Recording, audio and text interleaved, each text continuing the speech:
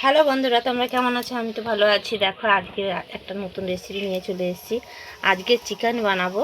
আগে মা ঠাকুমারা যেরকম করে চিকেন বানাতো সেরকম করে চিকেন বানাবো বলে চলে এসেছি।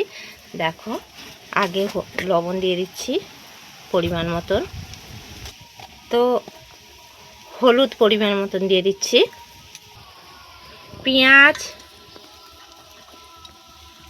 টমেটো, আদা রসুন, পরিমাণ মতন দই দিয়ে দিচ্ছি, পরিমাণ মতন লঙ্কা গুঁড়ো, সরষের তেল, ভালো করে মাখিয়ে নিচ্ছি।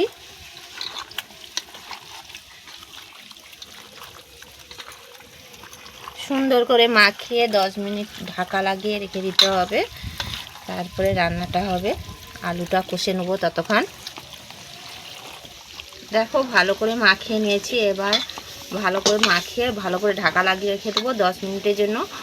তারপরে আলুগুলো ভেজে নেব। মাংসের আলুগুলো ভাজার জন্য তেল দিয়ে দিচ্ছি কড়ায়। আলু দিয়ে দিচ্ছি,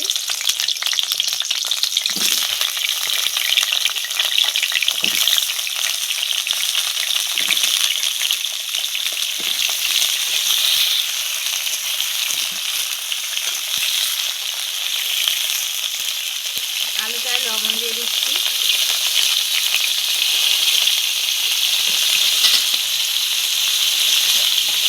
হলুদ গুঁড়ো দিচ্ছি,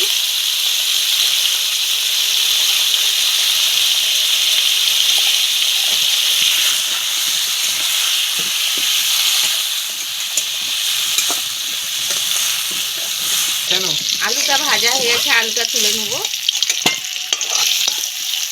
ওই আলু ভাজার তেলে তেল দিয়ে দিচ্ছি, চিনি দিয়ে দিচ্ছি তেলে।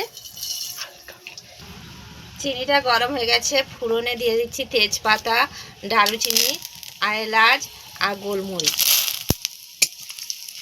এবারে মাংসটা ঢেলে দিচ্ছি।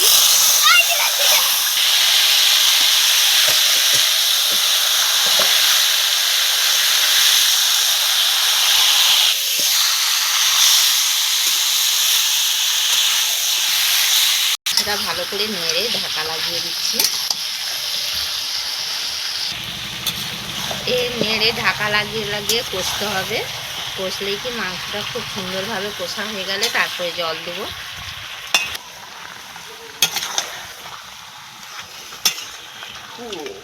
দেখো, কত সুন্দর কষা হয়ে গেছে। এবার জল ঢেলে দেবো।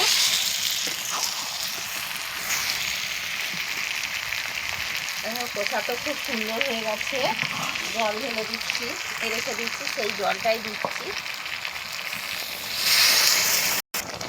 গরম জলটা দিয়ে দিয়েছি, কত সুন্দর ফুটে গেছে। এবার ঢাকা লাগিয়ে দেবো। তরকারিটা হয়ে গেছে, ঢাকা খুলে নিলাম। দেখো, তরকারি কালার কত সুন্দর এসছে। তরকারিটা ঢেলে নেবো এবারে।